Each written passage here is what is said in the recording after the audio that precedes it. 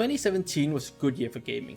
Super Mario Odyssey and Breath of the Wild were both masterpieces and innovated their respective games with new mechanics and new settings that really elevated their games. Cuphead was another great release. With its unique cartoony look and fun but challenging gameplay, it was a wonderful breath of fresh air. Hollow Knight, For Honor, Horizon Zero Dawn, Neo, Tekken 7, Prey, and a small game known as Fortnite was released to early access. The list goes on. With so many great games being released that year, it isn't that much of a surprise that some good games got overshadowed or just didn't have as long of a lifespan as maybe they deserved. Which is why today we are taking a look at one of my favorite forgotten treasures. So, what is the Sexy Brutale, I hear you ask? Well, outside of being a truly awful title that sounds more like one of those hentai beat-em-up games than anything else, the Sexy Brutale is a casino mansion where every year a masked ball is held for a select party of guests. This year, however, something is terribly wrong. You see, the mansion is stuck in a 12-hour time loop and all the guests are being murdered. When the clock strikes midnight, the last of the guests have been murdered and everything rewinds back to 12 PM and the cycle starts anew. It is your job to figure out how a guest is being killed and then change something during the loop to prevent the killing. However, as part of your curse of being stuck outside the time loop, you cannot interact with any of the guests or the staff, or even be seen by them. If you do, the time stops and their mask floats and start charging you. If it reaches you, the day resets.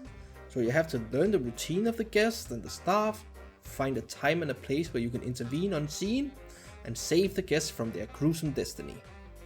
Let's use the very first guest that dies as an example. Reginald Sixpence, the Clockwork Baron. When the time loop starts at 12 PM, Sixpence can be found walking the chapel hallways, clearly agitated. At 1 PM he finds a safe and rifles through it.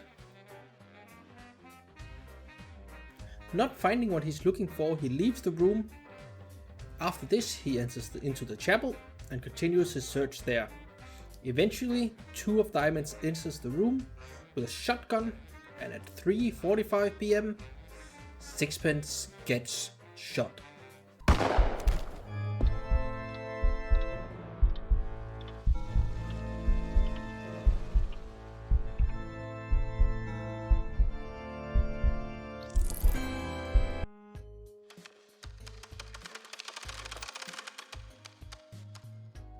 So you spend a loop exploring the place, finding the place where the shotgun is stored, realizing that when Sixpence searches the safe, a blank cartridge falls out and ends up on the floor.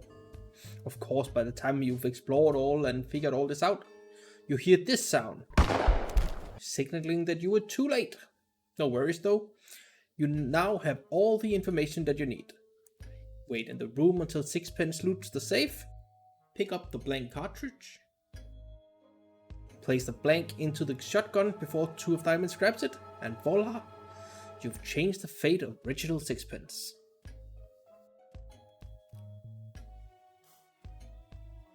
In total, the game offers 10 different characters for you to rescue, from the southern siren Tequila Belle to the gentle Goliath Red Rockridge, all the while slowly revealing more and more of the mysterious manor's secrets, and learning about the architect behind the time loop, the enigmatic Gold Skull, and his connection to the main character, Lafcadio Boone.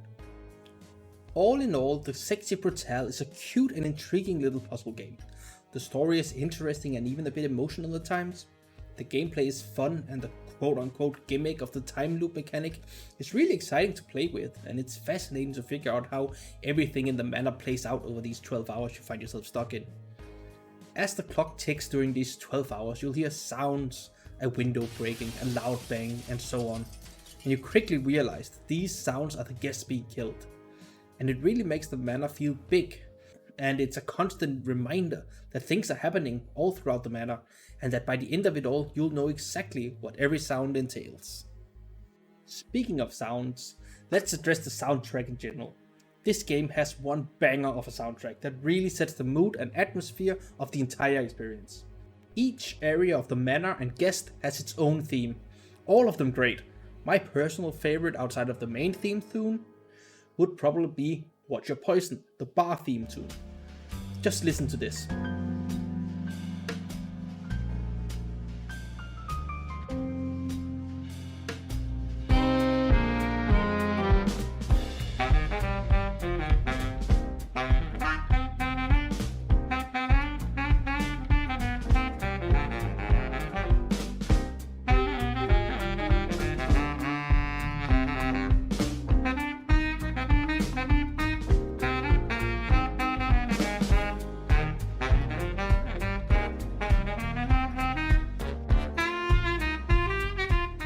Oh, it's so good.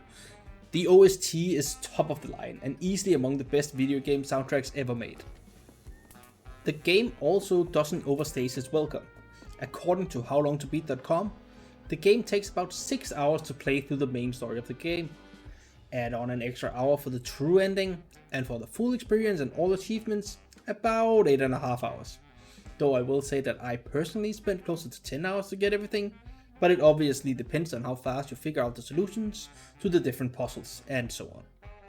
I do have some gripes about the game, first and foremost being that you can't change the key bindings, and if you have a controller connected, even if you aren't using it, it'll still show controller prompts. This is quite frankly unacceptable and a pretty big negative towards the game. I personally didn't have the biggest issues because of this, since the controls seemed fine and I didn't have a controller plugged in anyways, but that doesn't take away from the fact that it's insane to not be able to change the key bindings in the game. Another thing, at some point during the game you find a lighter, which you need in order to light some candles that allow you to see ghosts in the vicinity. Anyways, this lighter does not reset when the day restarts, unlike pretty much any other item you acquire, that all goes back to their initial location when the reset happens. It's a minor complaint, and quite frankly I'm happy it doesn't reset, since you need the lighter for multiple puzzles and it would have been a pain to have to re-get it every time. But it does feel weird and inconsistent that it doesn't reset, and I just wish they had added some kind of lore reason for it to exist outside the time loop. It just feels like a missed opportunity for a cool lore drop. But the game is still all in all a fantastic experience, and one I highly recommend. Even the notoriously cynical John Bain, aka Total Biscuit, had this to say about the game when he reviewed it back in 2017. It's a hell of a game. Truly, it really, really is. I cannot recommend the experience enough as something that you just don't find all that often in video games anymore. It has been sad to see a great game with good reviews and with respected people recommending it kinda become forgotten and become lost to the annals of time. Now don't get me wrong, I'm not saying this game should have been Game of the Decade or some such thing, but I feel like it does deserve a cult following and to be mentioned when we talk about remarkable indie games or fascinating puzzle games.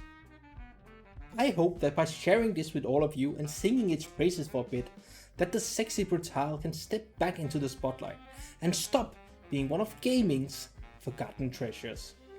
Thanks for watching. If you would like to support me and help to ensure I can keep making videos like this, please consider subscribing to my Patreon, link is in the description below. It would really help me out a lot. But anyways, thanks for watching and I'll see you all next time. Bye!